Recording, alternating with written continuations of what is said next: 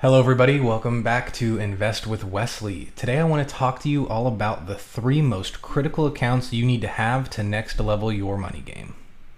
Number 1 is an emergency fund. Now this is a super liquid fund that you should keep in a savings account or high yield savings account or money market account. This fund's only purpose is to cover unforeseen emergencies, and because of that you should have anywhere from 1 to 2 months worth of expenses in this fund. Account number 2 is your short-term account. Now this account is your actual savings.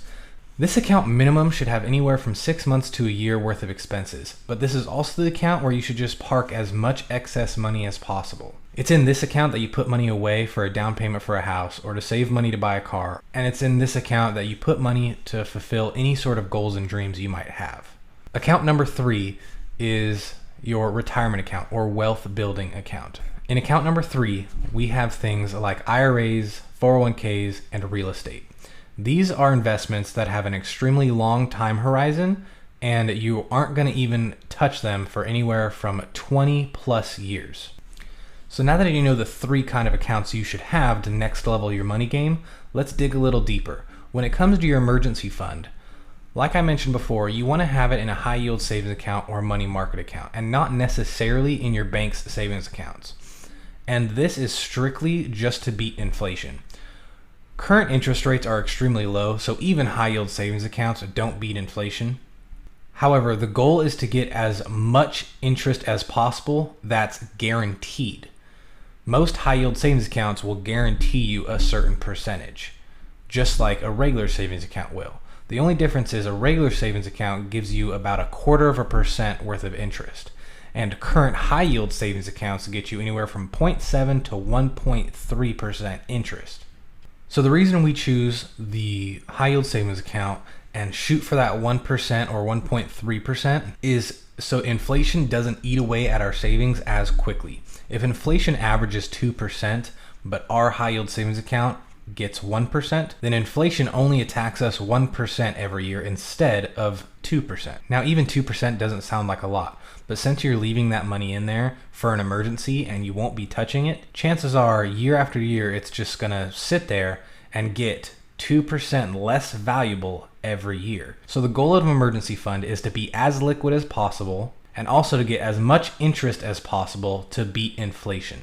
That way, whatever money is in your emergency fund is always worth that amount. Because if it's not beating inflation, then your money gets less and less valuable every year based off inflation.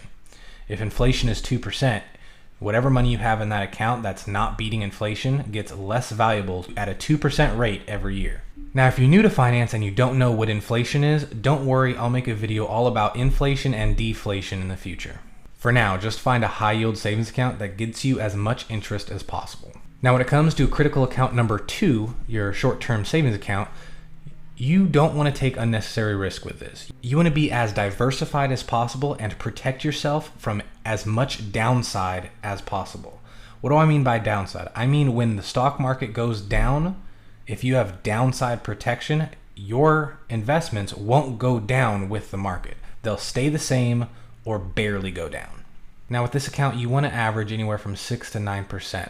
That's a good, safe growth pattern for your short-term account.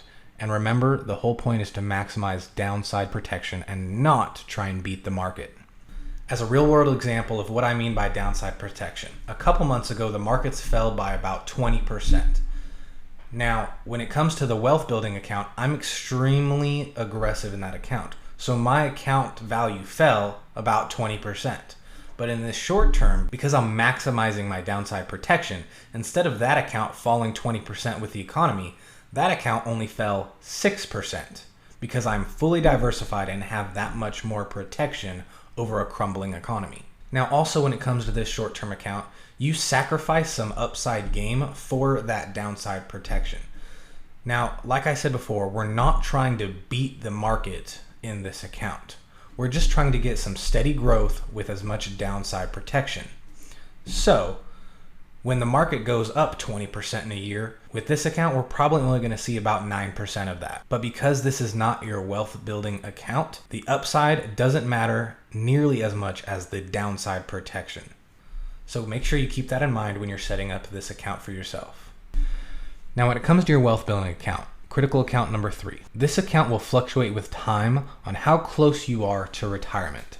If you're like me, where you have a long time horizon before you're going to need the money in retirement, then you can afford to take more risk than normal to capture more upside gain. Because you have such a long time to make back any of the money you lose in the short term, you can capture as much upward gain as possible. So as mentioned before in the short-term account, where you want anywhere from 6 to 9%, with me and my wealth building account having such a long time horizon, I want to be as aggressive as possible. So I'm looking for a gain when it comes to my wealth building account of at least 12%.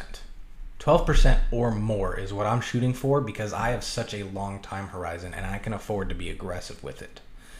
But it goes without saying, if you don't have a long time horizon, then you need to start scaling back and protecting that money. For an example, if you only have 10 years until retirement, you should not be in aggressive growth funds and aggressive equities because you could lose that money right before you retire and forced to keep working. So as you get closer and closer to retirement, you should also begin scaling back the aggressiveness of your wealth building account. So now that you have a good idea on the 3 funds you should have to next level your money game and exactly what you're trying to accomplish in each fund, the next step is to start putting money into each of these funds. If you already have investments, great, you're one step ahead already. If you don't have any investments or you're not sure if you're in the right investment for the particular goal of each of these accounts, feel free to reach out. I'll gladly review anything you have or offer my recommendations on what you should put your money into if you haven't started already. But until our next video, have a good one.